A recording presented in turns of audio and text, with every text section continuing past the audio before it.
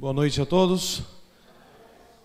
Sejam bem-vindos mais uma noite para este lugar especial que Deus preparou para que pudéssemos ter um encontro todo particular com Ele. Deus separou esta casa para ser a casa onde Ele encontraria os seus filhos de maneira muito especial.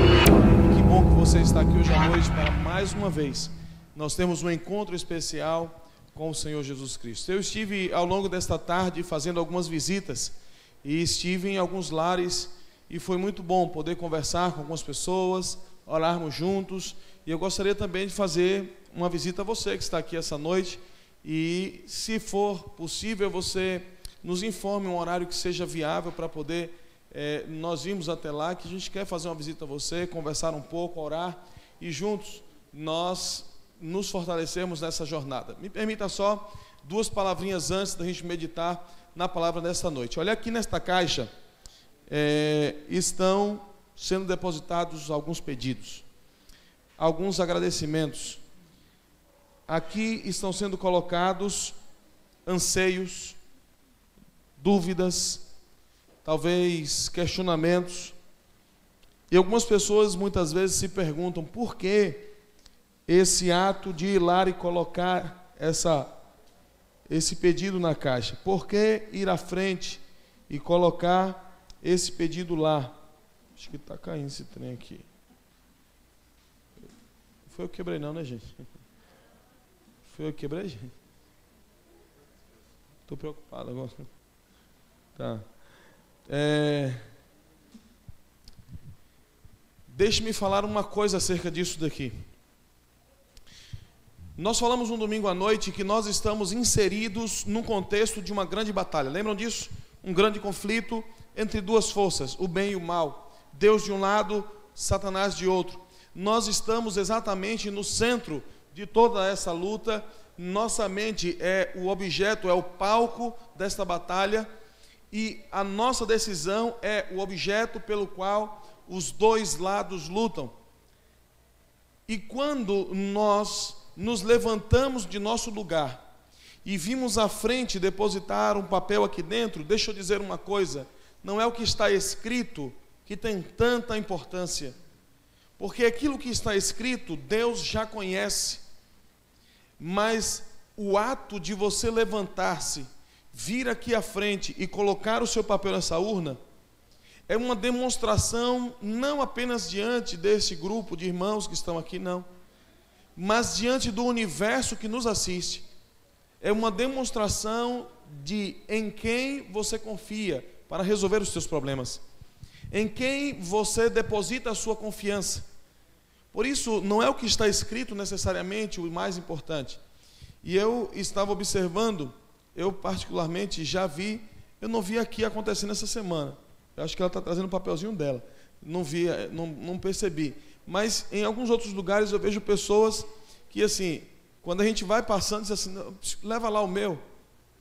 E aí pede a pessoa que está passando para levar o seu papelzinho. Eu queria dizer a você o seguinte, não perca a oportunidade de você trazer o seu papelzinho com o seu pedido, o seu agradecimento. Porque, acredite, mais importante do que aquilo que está escrito, o seu pedido ou o seu agradecimento, é a sua demonstração diante de todo esse universo em quem você crê para resolver este problema que você está depositando aqui, ou a quem você quer atribuir a sua gratidão por alguma coisa que já recebeu desse Deus poderoso. Então, não tenha receio. No momento de oração, amanhã à noite você vai receber, venha, traga o seu pedido, traga o seu agradecimento, demonstre publicamente em quem você confia para resolver todas as questões da sua vida. Esse é o primeiro assunto que eu queria falar com você.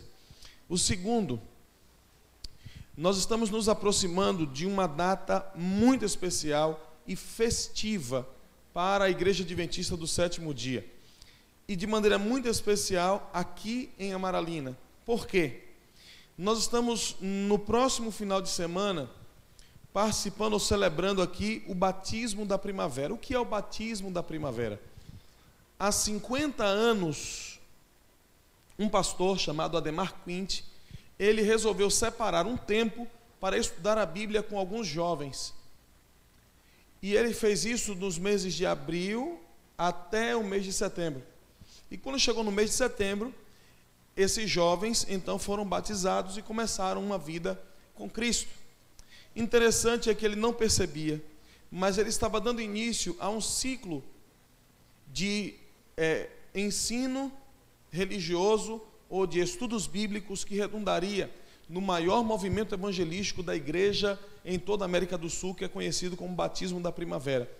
E em todas as partes daqui da América do Sul, nesse período do ano, nós temos um grande movimento, e no mundo inteiro pessoas se movimentam também para termos o Batismo da Primavera. Mas além desse motivo, neste sábado será o último sábado deste ciclo de 3 meses que nós iniciamos no mês de julho.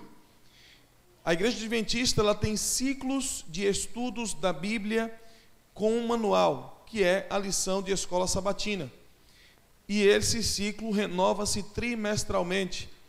Então, o final de um trimestre, geralmente é uma data festiva, porque é a transição de um assunto que está se encerrando, para um ciclo que está se encerrando, para um novo ciclo que está iniciando.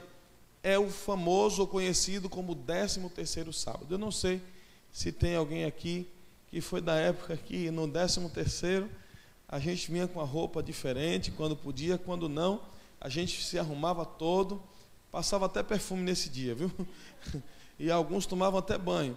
E vinham para a igreja no 13º sábado, todo diferente. Era um dia festivo, e eu penso que nós não podemos, em hipótese alguma, perder isso. E por que isso é importante? Simples, muito simples. É o período em que nós celebramos a vitória por um ciclo que se findou, e renovamos as nossas forças e o nosso compromisso por um novo ciclo que está se iniciando. Então eu quero convidar você a, neste sábado pela manhã, às 8:45, não marque compromisso nem com a morte. Se ela vier, você manda ela voltar, porque você tem um compromisso especial com a vida, sábado pela manhã. Está combinado assim? 8:45, você esteja aqui prontinho para poder louvar a Deus, e se for o caso, passe até um negócio de uma loção lá, uma coisa, para poder você vir bem legal no sábado 13º. Está sendo preparado uma festa especial, não é isso, Tabata? E eu tenho certeza que você não irá se arrepender. Nós temos conversado, vamos conversar um pouquinho sobre a palavra de Deus. Nós temos conversado a cada noite sobre assuntos relacionados à nossa escolha, à nossa decisão. A Bíblia, ela é muito, mas muito clara em falar de diversas formas aquilo que foi ilustrado pelos jovens aqui ainda há pouco. Muitas pessoas correm o risco de achar que existem diversos caminhos para escolhermos.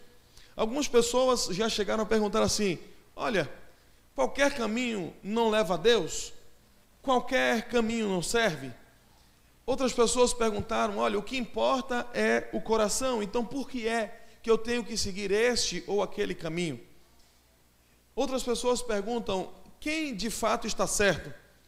Se há um só Deus, uma só palavra, uma só verdade, por que há tantas denominações religiosas? Você já parou para pensar sobre isso? Existem catalogadas mais de 30.000 denominações religiosas no mundo. Eu lhe pergunto, será que a Bíblia fala sobre isso? Amanhã à noite nós vamos ter um estudo mais aprofundado acerca deste assunto, segmento ou denominações religiosas. O que a Bíblia fala sobre isso? Quantas religiões a Bíblia menciona? Ou quantas igrejas existem relatadas na Bíblia?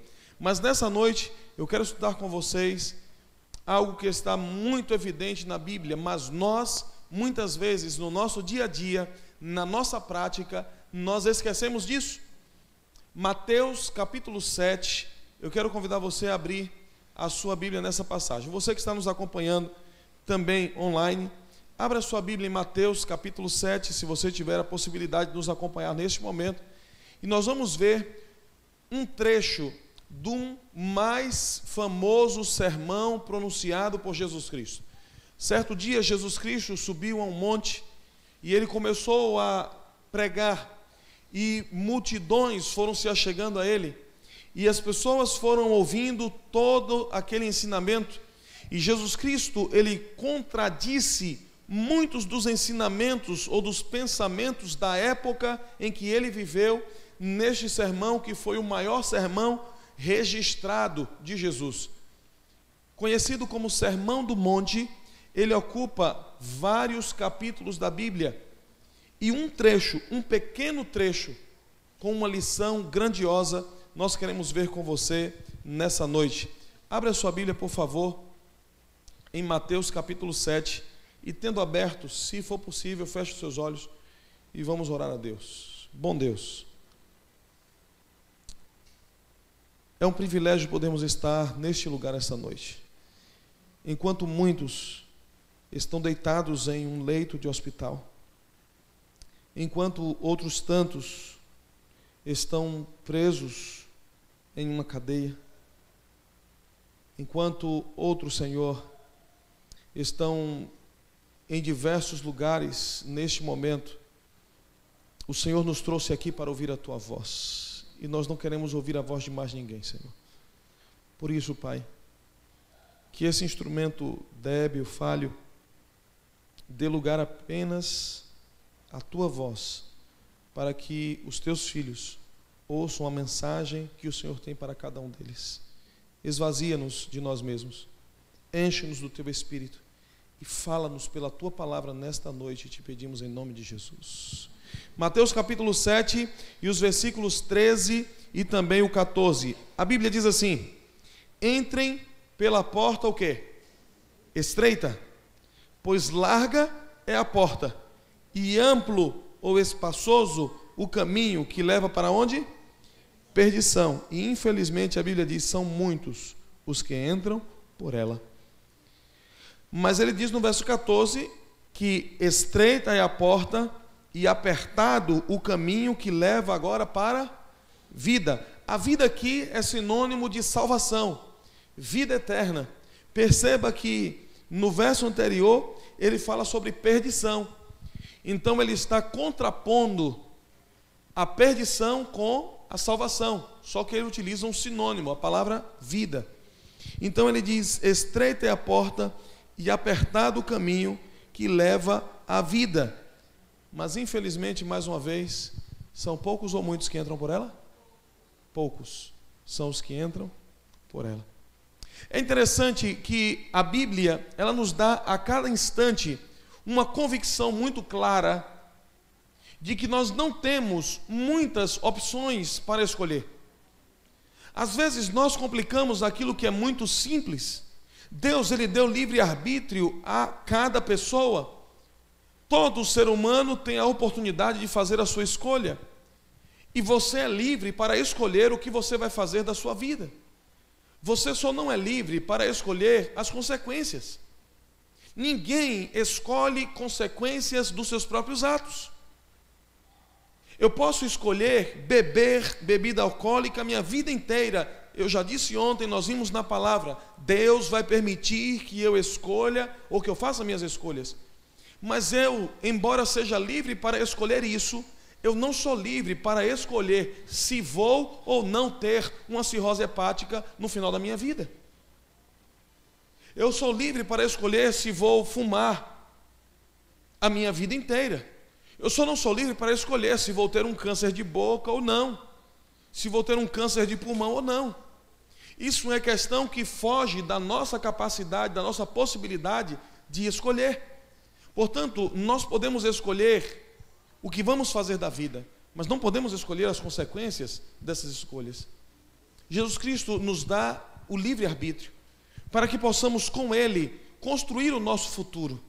O futuro é como uma casa e que nós vamos colocando tijolos dia a dia em nossa vida. E lá na frente, eu e você iremos entrar numa casa que nós construímos com nossas escolhas. Eu e você somos expertos em transferir culpa. Minha filha, ela estuda a sexta série, o 7º ano.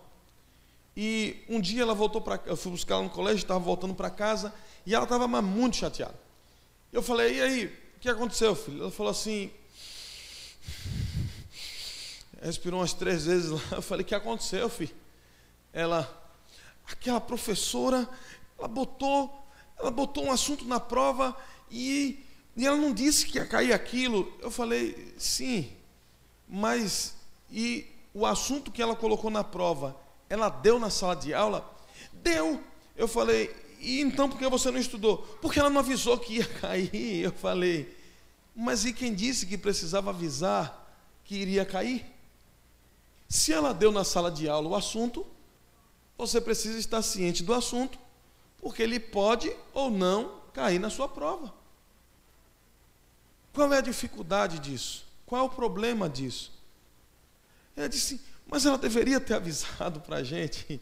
E eu ri um pouco, mas eu percebi que nós somos muitas vezes especialistas e experts em transferir a nossa culpa para os outros. Já perceberam isso?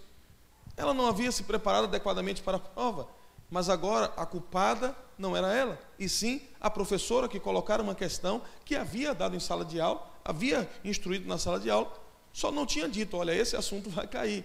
E professor bonzinho faz isso, né? Olha, esse assunto aqui vai cair, esse não. Se não vai cair, para que você está ensinando, né? Vocês concordam comigo, alunos? Eu acho que ninguém aqui concorda comigo, né? Mas olha, nós somos expertos em transferir culpa. A culpa, ou a suposta culpa, agora já não era mais dela, era da professora que não avisou para ela. E assim nós fazemos em diversas coisas de nossa vida. Acontece algo em nossa vida, muitas vezes consequência de nossas escolhas, mas nós sempre temos alguém para culpar, um amigo, uma amiga, os pais, os amigos, os professores, qualquer pessoa. E quando nós olhamos para todos os lados e já estamos cansados e cheios de culpar todos que estão ao nosso lado, nós olhamos para cima e começamos agora a culpar a Deus por aquilo que nós fizemos, pelas escolhas que nós tomamos, pelas decisões que eu e você tomamos. E muitas vezes nós culpamos ou queremos culpar a Deus pelas consequências de nossas próprias escolhas. Deus nos deu livre-arbítrio, queridos, para que possamos fazer escolhas. Mas é interessante como mesmo colocando diante de nós as escolhas, Deus sempre nos indica o caminho a seguir. Você já percebeu isso? Lá em Deuteronômio ele diz assim, olha, meu filho, aqui está a vida e aqui está a morte. Agora ele diz assim, escolhe a vida para que você viva. Aqui em Mateus 7 nós vemos isso de forma diferente. Ele diz assim no início do verso 13, entrem pela porta o quê? Estreita. Ele está indicando o caminho, sim ou não? Está claro o caminho que ele está nos indicando? Claríssimo. Entre pela porta estreita. Jesus Cristo, ele nos adverte que não tem como nós fugirmos de uma realidade. Não existem três portas, não existem três caminhos, não existem três destinos. Só existem dois caminhos que conduzem a duas portas e que nos conduzirão a dois destinos. O caminho estreito nos levará para uma porta apertada, mas nos levará para a salvação, para a vida. O caminho largo, ele nos conduzirá a uma porta espaçosa, mas nos conduzirá para a perdição. Não há três caminhos, não há três portas, não há três destinos. A Bíblia ela fala isso de diversas maneiras, perceba, ele fala de luz e trevas, não fala de penumbra, é luz e trevas, ou um ou outro, Deus e o diabo, Caim e Abel, Davi e Golias, ovelhas de um lado, bodes do outro, trigo e joio. A Bíblia ela sempre se refere a dois lados. Eu e você podemos escolher construir a nossa casa sobre a rocha, que é a verdade da palavra de Deus, e fundamentar a nossa prática em cima desta palavra, ou podemos construir a nossa casa sobre a areia, que é o nosso próprio achismo. A Bíblia diz isso, mas olha, eu acho que não é bem assim. Fulano de tal, já aprendi, mas eu acho que não tem problema nenhum. Eu acho que não é nada demais eu usar isso, usar aquilo. Eu acho. Se você pode construir sua casa sobre areia, só lembre-se do seguinte: quando vier as provações, a casa que está fundamentada sobre o que a palavra diz, ela não será abalada. Porém, a casa que estiver construída sobre os seus achismos, ela vai embaixo com tudo que vai arrastando, com toda a avalanche. A Bíblia ela fala do cordeiro e do dragão, o selo de Deus e o selo da besta, o sábado e o domingo. Trindade do bem, trindade do mal. Na cruz, nós vimos ontem à noite, nós encontramos dois ladrões ao lado de Jesus. Um escolhe a vida, outro escolhe permanecer do jeito que está. Existe o ecumenismo do bem e existe o ecumenismo do mal. Existe igreja verdadeira e igreja falsa. Não tem terceira igreja. Não tem 30 mil denominações, só tem duas. A Bíblia só fala de duas igrejas. Nós vamos ver esse assunto amanhã à noite. Nós vamos ver na Bíblia essas duas igrejas. Nós vamos ver na palavra, porque uma coisa é o que eu digo, outra coisa é o que a palavra diz. E eu vou dizer uma coisa para você: não acredite em nada do que eu digo. Confira na palavra. Se o que eu digo estiver na palavra, siga, não porque eu estou dizendo, mas porque a palavra diz. Esse mundo está cheio de pessoas com um gogó bem afiado, dizendo que é isso, que é aquilo, dizendo que tem autoridade apostólica para dizer isso, para falar aquilo, para determinar isso ou determinar aquilo, mas eu quero ver na palavra. Porque se eu não puder fundamentar a minha vida na palavra de Deus, eu vou fundamentar na palavra de quem? De um homem? De um apóstolo? De um bispo? De quem? A Bíblia fala da igreja verdadeira e da igreja falsa. A gente vai ver amanhã à noite isso aqui. Apocalipse 12, Apocalipse 17. Aí estão representados Jerusalém ou Babilônia, céu ou inferno, verdade ou mentira. Na volta de Jesus, a humanidade vai estar em dois grupos, o da direita e o da esquerda, um representando vida e o outro representando morte. A Bíblia não fala de três caminhos. A Bíblia não fala de três escolhas. A Bíblia não fala de três opções. A Bíblia só fala de duas opções. Nós temos dois caminhos para andar. Nós temos a opção de escolher um desses dois. E me permita fazer um parêntese aqui agora. Eu quero falar de maneira muito específica para aqueles que já vêm caminhando no caminho estreito há algum tempo. Andar pelo caminho largo é fácil, não desagrada ninguém. Cada um pode andar à vontade, do jeito que quer, com braços abertos, porque ninguém tropeça em ninguém, ninguém incomoda ninguém, ninguém fere ninguém, cada um faz o que quer.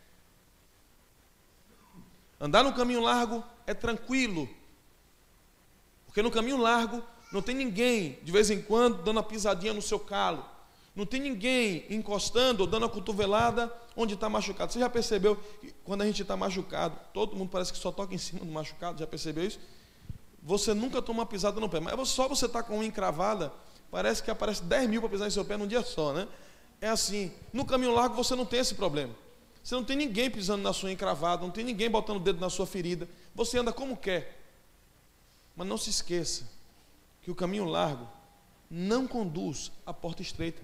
Tem gente que acha que vai andar o tempo inteiro pelo caminho largo, quando chegar lá no finalzinho, fazer assim, ó, vou pegar um atalho e vou chegar no caminho estreito, e vou chegar na porta estreita. Não se iluda.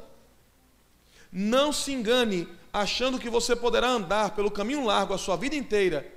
E o que é o caminho largo? Alguém pode me ajudar? O que é o caminho largo, na opinião de vocês? O que é o caminho largo? Diga aí para mim. Diga aí. O que é o caminho largo? O caminho ruim, o que mais? O caminho largo é o que mais?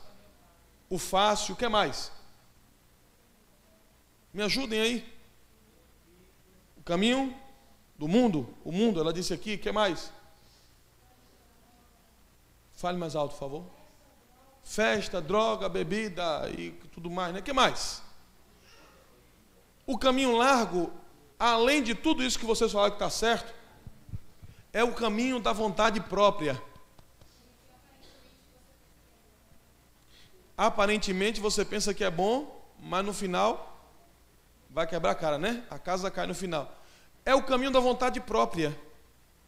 É o caminho em que você diz assim, olha, eu acho ou eu penso que o caminho é esse daqui. Não importa o que a Bíblia diga.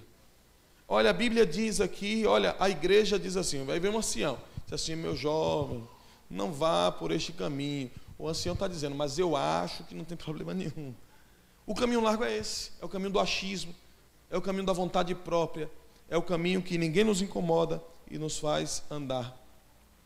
Não se engane, ninguém anda pelo caminho largo e passa pela porta estreita. O caminho largo conduz à porta espaçosa que vai levar à perdição. O caminho estreito, por sua vez, ele traz os seus incômodos, certo ou errado? Imagine só todo mundo saindo de uma vez por aquela porta hoje à noite. Já pensou na cena? Eu mesmo só dava eu e mais um ali. Né? Já imaginou a cena? Todo mundo saindo de uma vez ali. Deu incêndio, tem que correr, todo mundo por ali. Imagina só.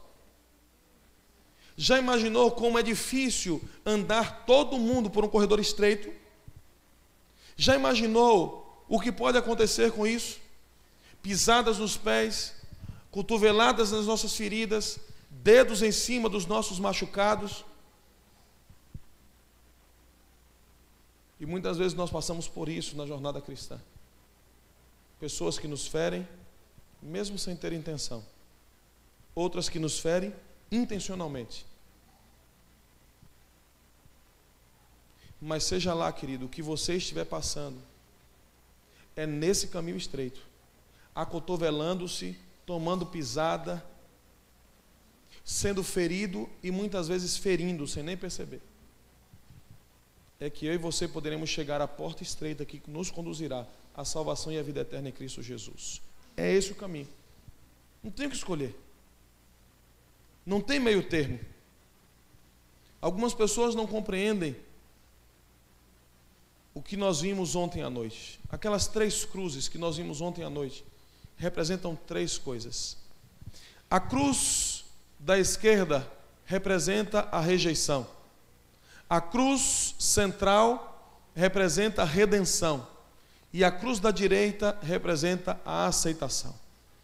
Naquelas 3 cruzes que nós vimos ontem à noite, as 3 cruzes que foram para o Calvário, a cruz de Jesus Cristo, a cruz de Dimas e a cruz de Gestas, nós vemos um ladrão na esquerda morrendo no pecado. E o que é morrer no pecado?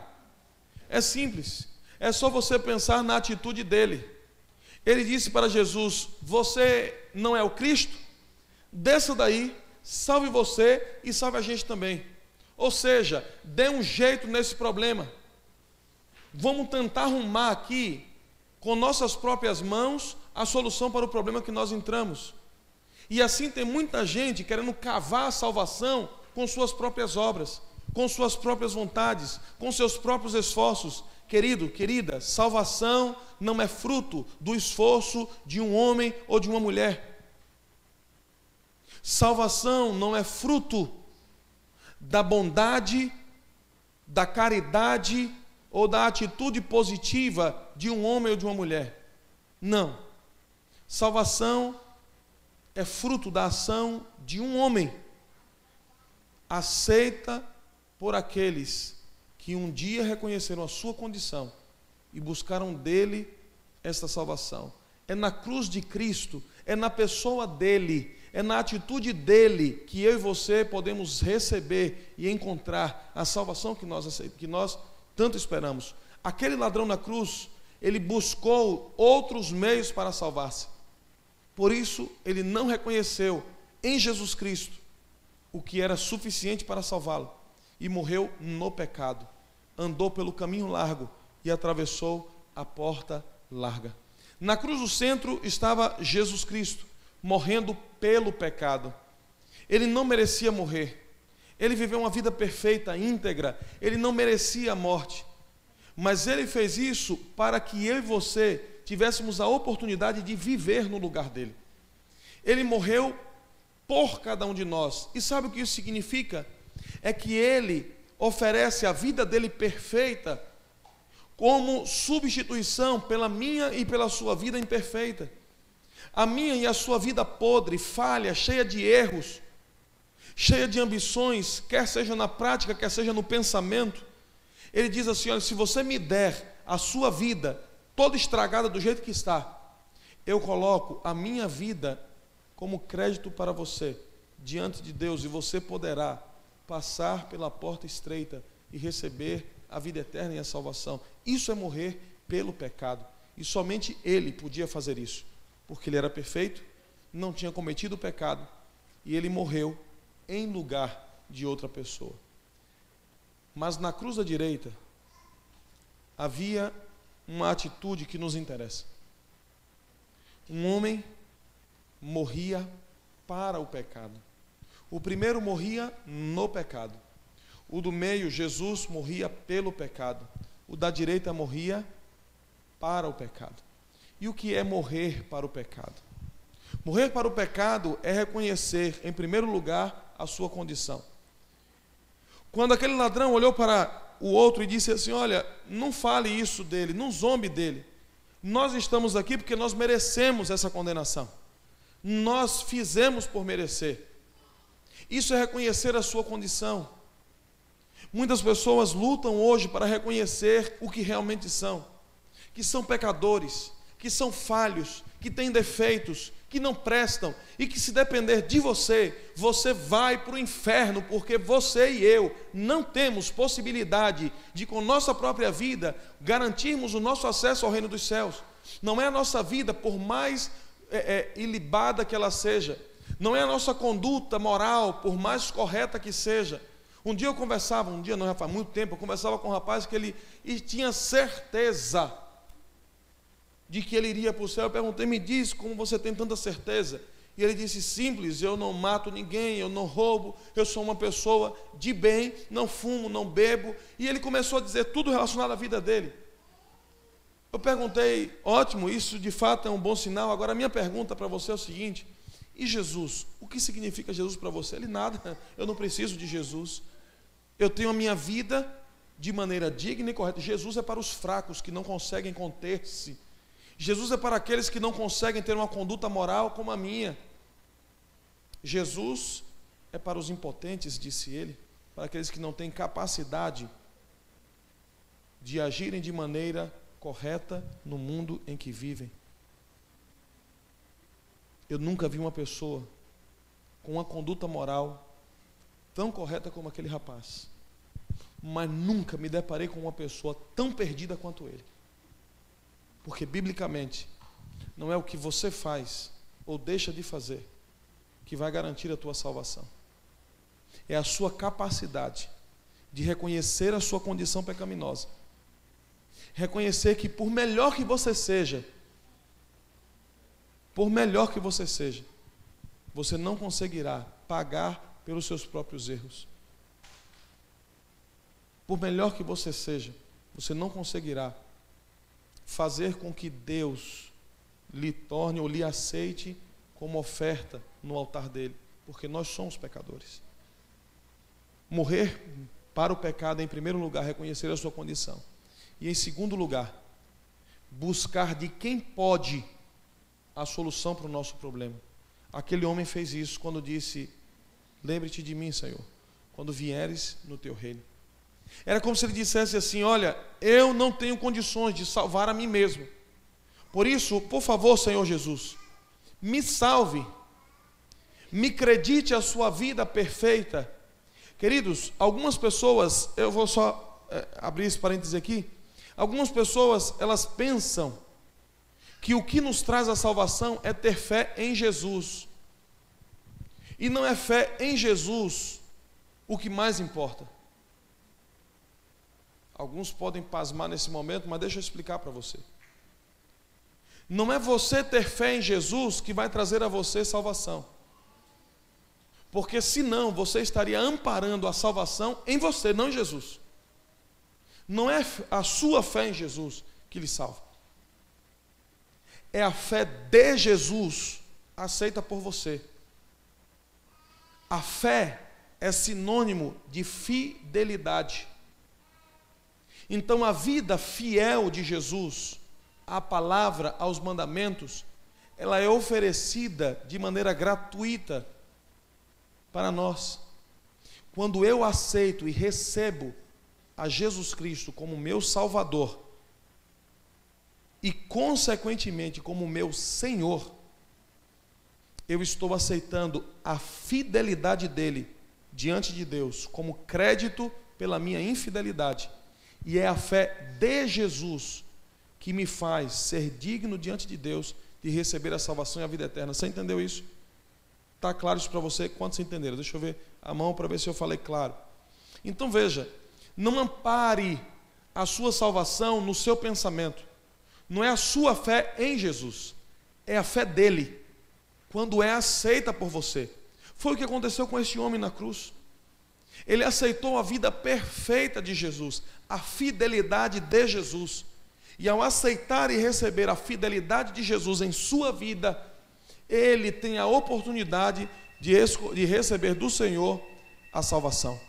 Morrer para o pecado é reconhecer que somente em Jesus Cristo nós podemos ter salvação e vida eterna. Morrer para o pecado é ter a convicção de que não pode por si mesmo conseguir a vida eterna. Morrer para o pecado é ter a certeza de que somente em Jesus nós poderemos receber a salvação. 3 cruzes. Uma, ninguém poderá substituir. A cruz de Jesus só Ele podia tomar. Ao morrer pelo pecado, apenas Ele podia fazer isso.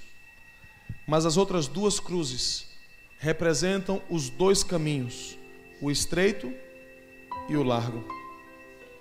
Na cruz da esquerda, a rejeição. Caminho largo conduzirá a uma porta espaçosa e vai levar à perdição. Na cruz da direita, a aceitação. Conduz-nos pelo caminho estreito para uma porta estreita e nos levará à salvação. Não há 3 caminhos. Não há muro para ficar em cima. Não há coluna central para nos apoiarmos. Somente 2 caminhos. E Jesus Cristo, Ele disse: aquele que não anda pelo caminho estreito, já está andando pelo largo. Ele disse isso em outras palavras, ao dizer: quem comigo não ajunta, quem não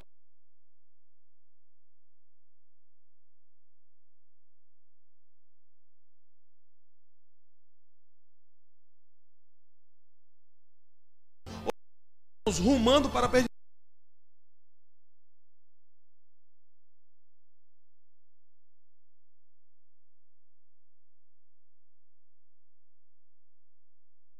Você não aceitar aquilo que Jesus Cristo fez de maneira espontânea por você na cruz, você não precisa fazer esforço nenhum para perder-se. Basta não fazer nada. Basta não escolher. Basta não decidir. Porque não decidir já é uma decisão. Não escolher já é uma escolha. E o Senhor Jesus andarmos pelo caminho estreito, porque Ele estará à porta estreita, cumprimentando todos aqueles que escolheram andar por este caminho. E Ele mesmo dirá com sua suave voz aos nossos ouvidos: venham, benditos de meu Pai, e possuam por herança o reino que eu preparei para vocês desde a fundação do mundo. Tome a coroa que está separada para você. Tome lugar à mesa que foi preparada para você. Lá no céu, nesta grande mesa, há uma cadeira com o seu nome. E ninguém poderá sentar nela, a não ser você. Ninguém mais poderá ocupá-la, se não for você. Mas saiba, se você não escolher andar por este caminho, passar por esta porta e assentar-se nessa cadeira, Deus vai respeitar a sua decisão. Embora isso lhe custe muitas lágrimas e torne o sacrifício de Cristo vão.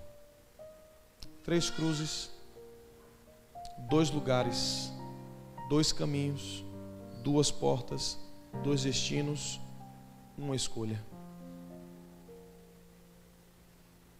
Eu sei que aqui há pessoas que já escolheram andar pelo caminho estreito, mas têm sofrido, têm tomado algumas pisadas, têm sido acotovelado algumas vezes. Pessoas que muitas vezes trazem feridas da caminhada, da jornada. E parece que há pessoas que colocam a mão ou o dedo exatamente em cima dessas feridas. E sofrem, e choram. Eu quero dizer a você, meu irmão, que tem andado nesse caminho estreito: mesmo sofrendo, mesmo em luta, mesmo em dor. É este o caminho que vai nos conduzir à vida eterna em Cristo Jesus. É neste caminho que nós iremos seguir adiante. E é neste caminho que nós encontraremos o Senhor Jesus à porta para nos recepcionar na entrada das mansões celestiais. É possível que tenha alguém aqui essa noite que um dia andou por este caminho, mas acabou afastando-se dele ou desviando-se dele por alguma razão. E a tendência natural quando nós desviamos do caminho é encontrar um bocado de culpados. O pastor falou isso, o ancião disse aquilo, fulana de tal, minha melhor amiga na igreja disse aquilo outro, me fizeram isso, me levantaram um falso, e a gente procura um bocado de desculpa, um monte de coisa, um monte de transferência de responsabilidade. Eu fico me perguntando às vezes, será que uma pessoa que opta por isso, opta por afastar-se do caminho estreito, sai dos caminhos do Senhor, no dia em que Cristo voltar a apresentar tudo isso, Senhor, para aqui, ó, eu saí por causa disso, ó, fulana, aquela megera, me falou isso, isso e isso, ó, fulano, aquele falso, falou isso, isso e isso, olha, aquele ali, o Senhor sabe bem como é ele, né? Olha aqui, Senhor, por causa dele foi que eu saí, me afastei do caminho. Olha, tudo isso aí, foi todo esse motivo aqui. Eu fico imaginando se apresentássemos todas essas questões diante de Jesus, eu fico pensando, o que será que ele vai dizer naquele dia? Olha, tá bom, você tem razão de ter afastado do meu caminho por causa dessas pessoas, então vem aqui que eu vou deixar você entrar no céu. Você imagina Jesus falando isso? Eu não imagino. Pode ser uma limitação minha, pode ser uma venda nos meus olhos. Eu peço a Deus que tire um dia, mas eu não consigo imaginar nenhuma razão para afastar-nos dos caminhos do Senhor, porque Ele nunca nos fez nada de mal. Ele nunca fez por nós algo que fosse justificável para afastarmos dos caminhos dele. Ele nunca nos feriu, Ele nunca nos abandonou, Ele nunca nos deixou na mão. Eu não consigo imaginar que naquele dia, por mais desculpas que você apresente diante dele, ele vai dizer, tudo bem meu filho, tudo bem minha filha, você tem razão. Portanto, se houver alguém aqui nessa noite, eu não conheço vocês, eu estou há 2, 3 dias aqui, mas se houver alguém aqui essa noite, que um dia andou pelo caminho estreito, está andando pelo largo, eu quero lhe dizer que a porta estreita continua aberta, mas um dia ela vai fechar.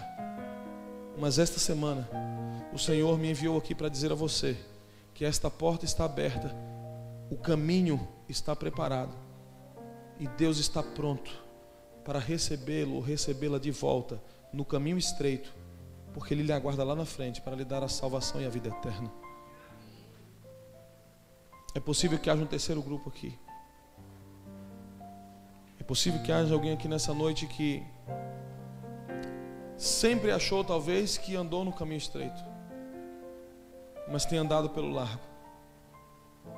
Ou quem sabe alguém que saiba e tenha consciência de que tem andado pelo caminho largo. O caminho largo é confortável, você tem razão. O caminho largo é agradável, você tem razão. É colorido, você tem razão. É prazeroso, você tem razão. Você tem razão em tudo isso. Só não esqueça de uma coisa: esse caminho largo durará apenas 70, 80, 90, quando muito 100 anos.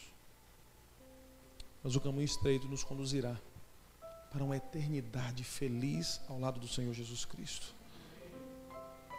Saia de onde você está em nome de Jesus e venha caminhar no caminho que o Senhor tem preparado para cada um de nós, porque é nele que nós nos encontraremos para recebermos a coroa de vida eterna.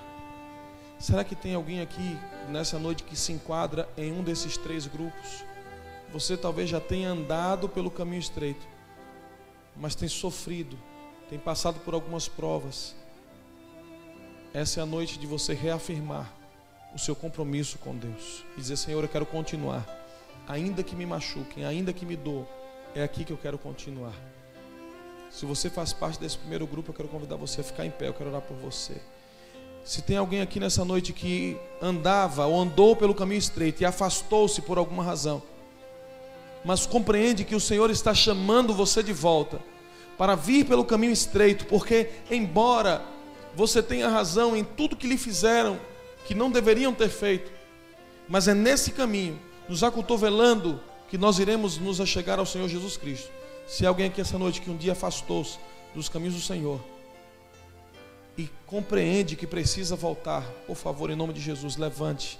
Eu quero orar por você, para que o caminho estreito seja a tua realidade, a tua vida, para que possamos chegar e encontrar-nos com Jesus. Se há alguém aqui que faz parte do terceiro grupo, que anda pelo caminho largo, mas sabe que o convite de Jesus é que andemos pelo caminho estreito, por favor, levante-se também, eu quero orar por você.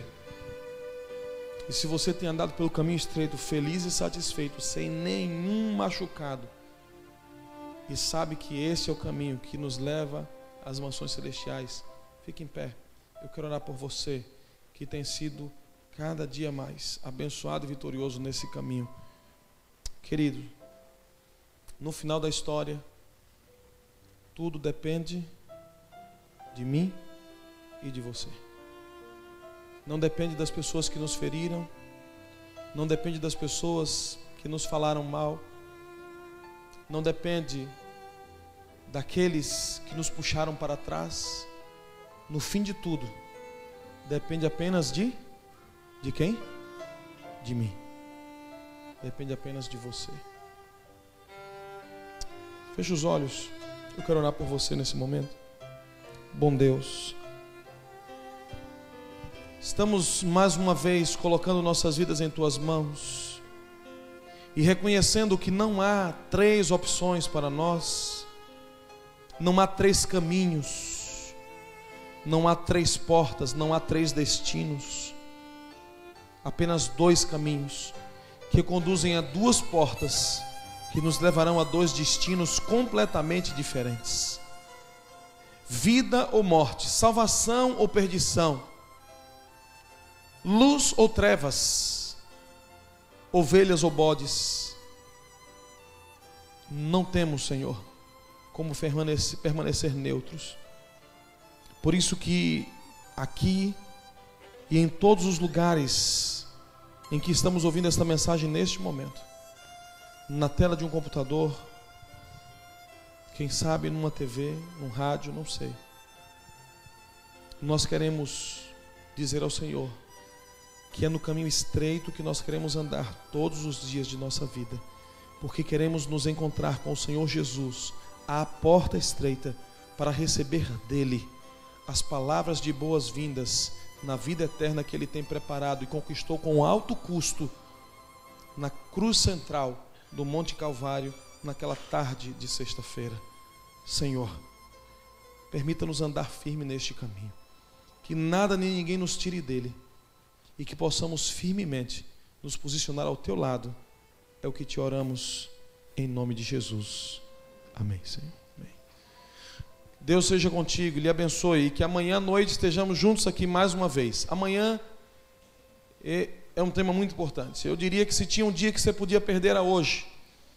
Amanhã você não pode perder. Venha, tragam pessoas, que nós iremos estudar sobre o que a Bíblia fala sobre esta grande quantidade de denominações religiosas existentes no mundo. Amanhã à noite, não percam.